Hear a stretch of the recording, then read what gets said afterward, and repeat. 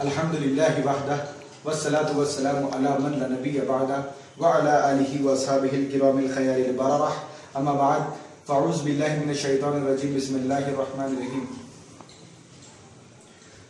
आज की मेरी इस तकरीर का उन्वान है गैर मुक़ल्लिदों के नाम इस्लाही पैगाम।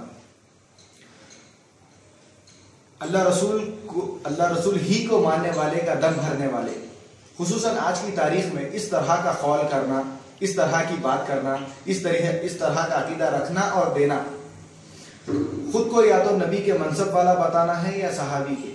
वो इस तरह के, अल्लाह पाक जब कोई कलाम करता है तो उसका डायरेक्ट ताल्लुक नबी और रसूल से हुआ करता है, और नबी और रसूल जब किसी से कलाम करते हैं तो उसका डायरेक्ट ताल्लुक सहाबी से हुआ करता है। तो आज की तारीख में अल्लाह और रसूल को इस तरह से मनवाना, अइम्मा इकराम, मुज्तहिदीन उम्मत, उलमाए हक, सिद्दीक, शुहदा, सालिहीन को रिजेक्ट करना है। जबकि अल्लाह पाक सूरह शूरा पारा नंबर 25 आयत नंबर 51 में इरशाद फरमाता है कि किसी बशर को यह हक हासिल ही नहीं कि अल्लाह पाक उनसे डायरेक्ट कलाम फरमाए। यह हक और शरफ सिर्फ अंबिया और रसूल ही को हासिल है। तो जब अल्लाह पाक अंबिया और रसूल के अलावा किसी से कलाम फरमाता ही नहीं, तो अंबिया रसूल के अलावा उस रब को फॉलो करने का डायरेक्टली अकीदा कोई कैसे रख सकता है। तो अब गैर मुक़ल्लिदीन, अब मुझे बताएं, यानी अइम्मा मुज्तहिदीन जैसे इमाम आज़म अबू हनीफा, इमाम शाफ़ई, इमाम मालिक, इमाम अहमद इब्न हम्बल, इन चारों में से किसी एक को फॉलो ना करने वाले बताएं कि जब हमारा डायरेक्ट ताल्लुक रब से है ही नहीं, इसी तरह जब हमारा डायरेक्ट ताल्लुक नबी से नहीं, तो सिवाय इसके कि हम अपने ऊपर वालों को फॉलो करते हुए पहुंच जाएं नबी और खुदा तक। इसी जिम्न में चलते चलते एक सवाल यह भी हो सकता है कि खुदा तक पहुंचने के लिए हमारे पास कुरान है ना, इसी तरह हमारे पास नबी तक पहुंचने के लिए हदीस है ना। तो ये सवाल एकदम निहायत ही कमजोर है, लेकिन जब सवाल है तो जवाब भी सुन लीजिए कि आपको कैसे मालूम कि ये अल्लाह का कलाम है, जबकि अल्लाह पाक आपसे डायरेक्टली कलाम फरमाता ही नहीं।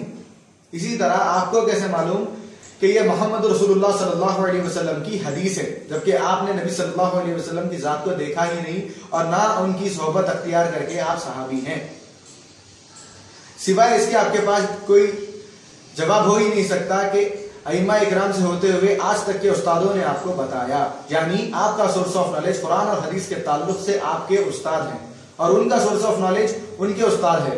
ये सिलसिला चलते चलते चलते चलते पहुंचेगा 1400 सेंचुरी वाले होते हुए नबी तक, हदीस वाले नबी तक और कुरान वाले खुदा तक।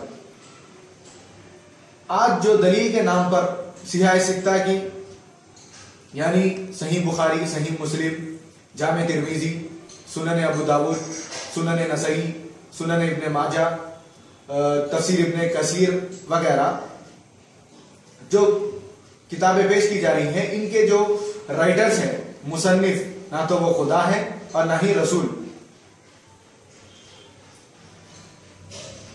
तो ये बड़ी अजीब बात है कि जब हम इमाम आज़म, इमाम मालिक, इमाम शाफ़ई वगैरह को दलील के तौर पर तकलीद करने के लिए कहें, फॉलो करने के लिए कहें, तो हम पर शिर्क का फतवा लग जाता है, जबकि ये हजरात मुफस्सिर है, मुहक्किक है, मुज्तहिद है। और इमाम आज़म की तो क्या शान कहना, वो तो जलीलुल क़द्र ताबई है जिन्होंने ईमान की हालत में कई सहाबा को देखा।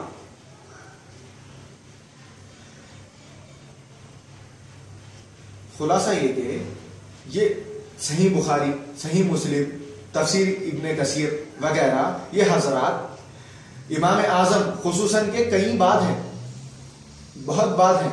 इनको अगर फॉलो करे तो शिर्क नहीं, और इनसे ऊपर वालों को फॉलो करे, माने तो शिर्क क्यों?